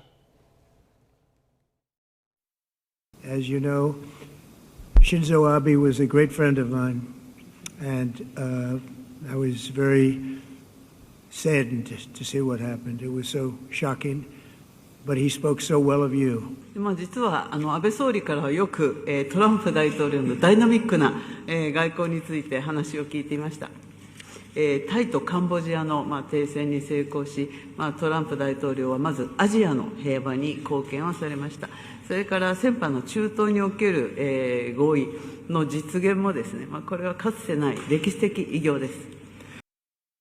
네, 트럼프 미국 대통령과 아베 전 일본 총리의 사이가 각별했고 또 지금 일본 신임 총리는 또 여자 아베로 불릴 정도니까요. 아베 이야기로 시작을 했네요. 예, 칭찬은 고래도 춤추게 만든다 이런 말이 있죠. 그리고 칭찬만큼 가용성이 높은, 가성비가 높은 외교 자산도 없습니다. 그래서 아까 보도하신 것처럼 이번에 다카이치 총리와 트럼프 미국 대통령 간의 정상회담은 소위 특급 칭찬 회담이 되었죠. 일본 측으로는 굉장히 치밀하게 준비를 했고 긍정적인 결과를 낸 것으로 보입니다. 모든 가용자산을 다 동원하였다. 다카이치 신임 총리 입장에서는. 예. 그리고 가장 적극적으로 활용한 자산은 트럼프 대통령과 아베 전 총리와의 친분입니다. 아베 총리와 트럼프 대통령의 친분은 이미 잘 알려져 있죠. 골프 회동뿐만 아니라 약 재임 기간 동안에 40회 이상 통화 내지는 회동을 하였다고 기록되어 있습니다. 예. 특히 아베 총리는 이스라엘의 네타냐후 총리와 마찬가지로 어느 외국 정상보다도 먼저 그리고 적극적으로 트럼프 대통령 일기 때 노벨 평화상 수상을 추천한 그런 기록이 있습니다. 그 대가로 이제 트럼프 대통령은 이번에도 그렇습니다만 일본을 방문할 때마다 아베 전 총리가 각고의 노력을 기울였던 북한에 의한 납치 피해자 문제에 대한 해결을 위한 미국의 그런 지지, 즉 트럼프 대통령이 그 바쁜 일정에서도 꼭 납치 피해자 가족을 면담하는 모습을 이루어 왔습니다. 예. 사실 이번에도 국빈 방문이었는데 얼마나 일본의 아베 정부가 트럼프 대통령한테 공을 들였나는 잘 알려져 있는데요. 예를 들면은 2019년 5월에 3일 동안 국빈 방문을 했습니다. 트럼프 대통령이 일본에. 네. 그때 이제 트럼프 대통령이 좋아하는 거는 다 했어요. 트럼프 대통령이 이제 격투기 또 프로레슬링 거기에 출연도 했지 않습니까? 거기에 착안을 해서 일본의 스모 경기에 트럼프 대통령과 멜라니아 여사가 관람하게 했는데 사실 일본 스모는 굉장히 보수적인 스포츠이기 때문에 그 모래판에 신발을 신고 올라갈 수가 없습니다. 그리고 경기 관람도 의자에 앉아서 하면 안 됩니다. 그냥 돗자리를 깔고 하는데 트럼프 대통령을 위해서 이게 의자도 아니고 돗자리도 아닌 좌석을 준비했고 또 트럼프 대통령으로 하여금 트로피를 스모 선수에게 수여하는 그런 세레모니를 일부러 연출했습니다. 그때 트럼프 대통령이 모래판에 올라갔는데 특별히 제작한 이게 신발도 아니고 맨발도 아닌 그런 버선을 만들었죠. 그래서 굉장한 환심을 받았고 또 트럼프 대통령이 스시보다는 고기를 좋아한다는 것을 알고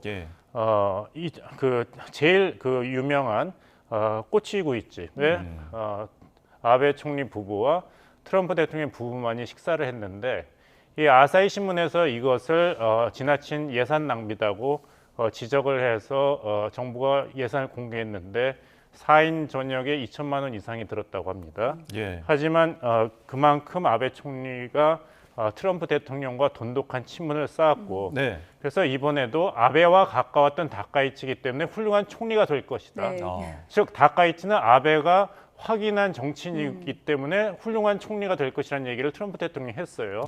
이시바 전 총리도 트럼프 대통령이 2기 취임을 하고 외국 정상으로는 네타냐후 이스라엘 총리 다음으로 정상회담을 했는데 그때 백악관에서 이시바 총리를 언급한 것보다 나의 친구 전 아베 총리 얘기를 훨씬 더 많이 했죠. 하지만 이번에 다카이치 총리도 그렇고 이전 이시바 총리도 그것을 개의치 않고 모든 가용한 자원을 동원해서 트럼프 행정부가 일본을 지지하는 방향으로 군사 동맹 관계라든지 이제 경제 협력을 강화하는 쪽으로 나오고 있습니다. 그러니까 이 모든 가용한 자원들, 아까 언급하신 것처럼 이제 아베 전 총리와 이제 회담할 때처럼 선물들이 이제 눈에 띄었던 것 같더라고요. 지금 뭐 아베 전 총리가 사용했던 골프 장비 그리고 황금 골프공을 줬다고요? 모든 게 황금입니다. 이제 트럼프 대통령은 사업가로 있을 때부터 그 카지노라든지 호텔을 꼭 금으로 장식을 했죠. 이제 뉴욕의 트럼프 타워를 가시면 아시겠습니다만 모든 게 자기 머리 색깔과 똑같은 황금입니다. 그것에 착안을 해서 이재명 대통령도 그 말을 언급하셨죠. 백악관 회동 때 백악관 이 접견실이 새로 단장을 해서 보기 좋다. 황금색이 잘 어울리는 것 같다. 오죽 황금을 좋아하는 트럼프 대통령의 환심을 사기 위해서 노력했는지 이번에 양국 정상이 이제 합의한 그 문서가 사실상 그 동맹보다는 일본이 이전 이시바 정부에서 약속했던 5,500억 달러 대미 투자 그 문서입니다. 근데 그 문서의 제목을 보면은 미일 동맹의 새 황금 시대를 위한 합의 이행 문서로 명명되었습니다. 거기도 황금이 또 황금입니다. 그래서 이 문서 그리고 더해서 미일 핵심 광물 및 히토류 확보를 위한 프레임워크에도 합의한 문서 두 개를 양 정상이 사인을 했는데요. 이 말은 앞으로 일본이 미국의 대중국 견제에 전력 투구, 적극적인 지원을 하겠다는 것을 확인한 것입니다. 히토류의 안전력 공급 같은 건 일본도 사활이 걸린 문제이기 때문에 미국의 이런 보호와 지원을 기대하는 것을 보여주는 문서였습니다. 트럼프 미국 대통령이 황금 못지않게 좋아하는 게 노벨 평화상이잖아요. 올해는 불발이 됐지만 내년에는 타고 싶을 텐데 다카이치 일본 총리가 트럼프를 노벨 평화상에 추천하겠다 이렇게 얘기를 했어요. 매년 추천을 해왔기 때문에 이것이 뭐 다카이치 총리가 새로 하는 것은 아니고 계속해서 트럼프 대통령이 무엇을 원하는가를 일본이 적극적으로 공략하는 그런 외교 행보로 보입니다. 이 점에 있어서는 뭐 어느 나라도 예외가 아니고 이스라엘과 일본이 가장 적극적으로 구사하는 전략이고 한국의 이재명 정부도 이것을 강조했죠. 지난번 정상회의 때. 하지만 올해 2025년에 트럼프 대통령의 그 노벨 평화상 수상은 불발되었지 않습니까? 베네수엘라의 마차도가 탔는데 사실 타이밍이 좋지 않았어요. 그 노벨 평화상 그 결정위원회가 결정을 한 것이 1월 6일이었는데 그 이스라엘과 하마스 간의 분쟁 종식 합의가 체결된 것이 나흘 뒤 1월 10일이었습니다. 그래서 그것이 이번에는 노벨 평화상 수상 결정에 반영이 되지 않았기 때문에 트럼프 대통령이 아니라 베네수엘라의 민주화 투쟁 전사 마리아 코리나 마차도가 찼죠. 예. 하지만 이번에도 이제 미일 정상회담에서 태국과 캄보디아의 종전을 이끌어내었고 중동의 평화도 이끌어낸 지도력을 공헌을 높이 평가한다는 얘기를 일본 정부가 확실히 했습니다. 이번에 아세안 정상회의에서도 태국과 캄보디아 간의 종전 협정에 트럼프 대통령이 이제 참석을 했죠. 이런 걸 본다면은 계속해서 트럼프 대통령이 좋아하는 것, 거기에 대한 적극적인 공략은 계속될 것으로 보이고 또 하나 일본이 우리보다 유리한 것은 그 왕실 외교입니다. 트럼프 대통령이 그런 왕실에 대해서 굉장한 관심이 있기 때문에 영국이 그것을 최대한 활용해서 지난번 영국 국빈 방문 때 영국 왕실에서의 정식 만찬, 찰스 영국 국왕이 주재하는 그리고 스코틀랜드 어머니의 고향에서의 휴가 이런 계획을 마련했죠. 한국도 트럼프 2기 동안의 원활한 관계를 유지하려면 이런 식으로 어떤 자산을 최대한 활용할 것인가를 앞으로도 계속해서 고민해야 될 것입니다. 네. 알겠습니다. 저희가 미일 정상회담을 조금 많이 다뤘는데 아무래도 내일 한미 정상회담이 있기 때문에 이제 미리 보는 정상회담으로서 좀 짚어봤는데 두 번째 만남을 이제 이재명 대통령과 갖게 됩니다. 그런데 저희 입장에서는 관세 협상이 이제 좀 구체적인 윤곽을 드러낼 것이냐 이 부분인데 어떻게 보십니까? 굉장히 어려울 것 같습니다. 이제 이재명 정부 관련 담당자 분들께서도 예단할 수가 없다. 아이펙 정상회의 기간 동안에 어떤 구체적인 양국 간의 정상 수준에서의 합의가 나오기는 어려울 것이다. 이런 얘기를 하고 있어요.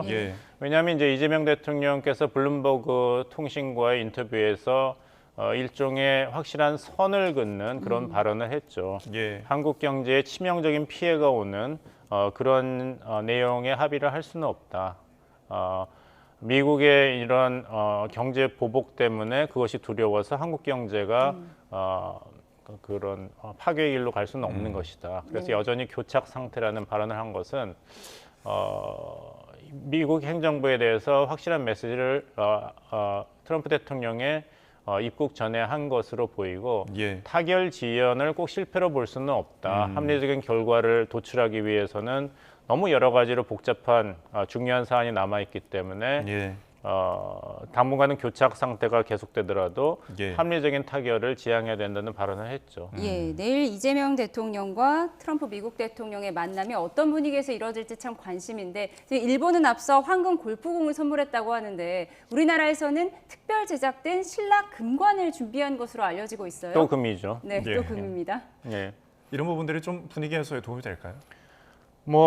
이재명 대통령께서 대선 후보일 때 이런 질문을 받았죠. 앞으로 트럼프 대통령 미국과 어떻게 상대할 것인가 했을 때 필요하다면 다리 사이에 기어갈 게 필요하다면 그것도 할 수 있다. 나는 실용 외교를 중요시하고 국익을 최우선한다 했기 때문에 트럼프 대통령에 대한 어떤 도덕적인 판단은 우리가 물론 다 할 수 있습니다. 하지만 이것을 소위 트럼프 대통령이 잘 얘기하는 비즈니스라든지 거래 차원에서 본다거나 또 이재명 대통령이 내세우고 있는 실용이 중심이 된 외교 정책으로 본다면은 이것이 특별 제작된 금관이든지 아니면 한국의 최고 수준의 훈장 수여든지 아니면 트럼프 대통령이 잠깐 방한하는데 이것을 국빈 방문으로 꼭 해야 되는지 이것을 어떤 도덕적인 잣대로 평가하기보다는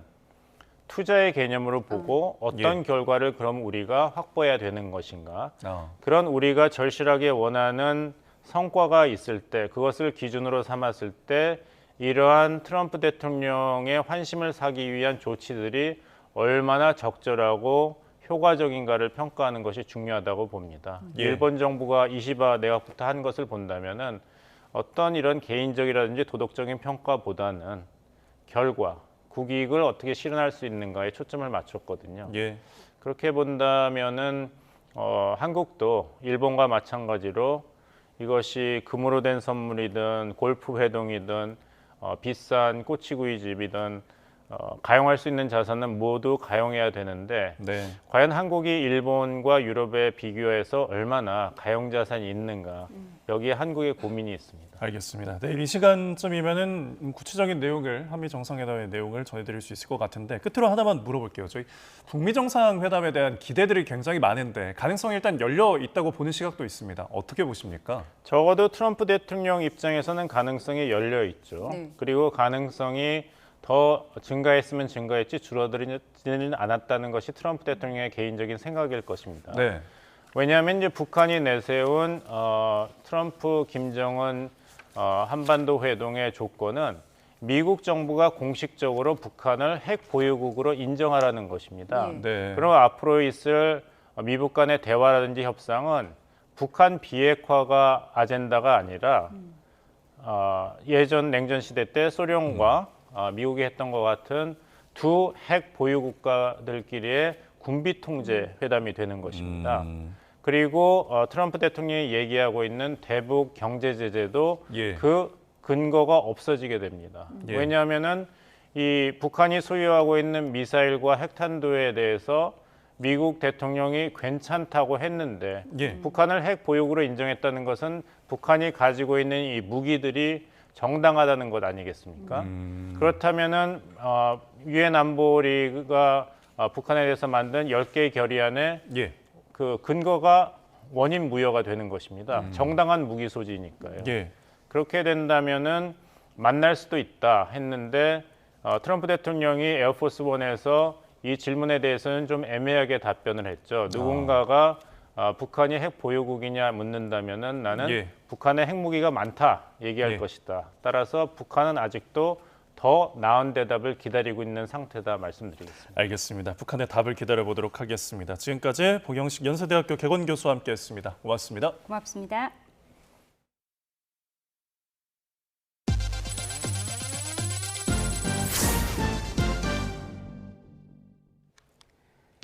카카오톡에서 생성형 인공지능 서비스인 챗GPT를 바로 사용할 수 있는 챗GPT for 카카오가 출시됐습니다. 카카오톡 이용자는 채팅 탭 상단에 있는 챗GPT 버튼을 누르면 카카오톡에서 대화하듯이 이 서비스를 이용할 수 있습니다. 대형마트 3사가 오는 30일부터 일제일 11월 할일 쇼핑 행사에 나섭니다. 이마트는 창고형 할인점 트레이더스, 슈퍼마켓 에브리데이와 오는 30일부터 다음 달 2일까지 나흘 동안 쓱데이를 개최합니다. 정의선 현대차그룹 회장이 사우디아라비아 무함마드 빈살만 왕세자와 만나 자동차 산업과 스마트시티, 에너지 분야 협력 방안을 논의했습니다. 이 자리에서 정 회장은 현지 시장 상황을 감안해 현재 건설 중인 현대차 사우디 생산법인 생산 능력 확대를 검토하겠다고 말했습니다. 교보생명이 서울 광화문광장에서 제3회 지구하다 페스티벌을 개최했습니다. 이는 교보생명이 기후에너지 환경부와 함께 개최하는 행사로 시민들에게 환경보존의 중요성을 알리고 올바른 실천으로 지구를 구하자는 메시지를 전하는 환경교육 축제입니다. 내일 아침까지는 두꺼운 외투가 필요하겠습니다. 내일 서울 아침 기온은 5도로 오늘만큼은 아니지만 여전히 평년 수준을 밑돌겠는데요. 하지만 낮 동안에는 기온이 17도까지 오르는 등 예년의 늦가을 날씨를 회복하겠습니다. 내일도 전국적으로 맑은 하늘이 펼쳐지겠습니다. 다만 내륙 곳곳에서 서리가 내리거나 물이 어는 곳이 있겠습니다. 내일 아침 기온 살펴보겠습니다. 서울 5도, 청주도 5도, 안동은 2도로 출발하겠고요. 낮 기온 보시면 서울이 17도, 전주 19도, 대구도 17도가 예상됩니다. 날씨였습니다. 이상으로 뉴스원 마치겠습니다. 함께해 주신 여러분 고맙습니다.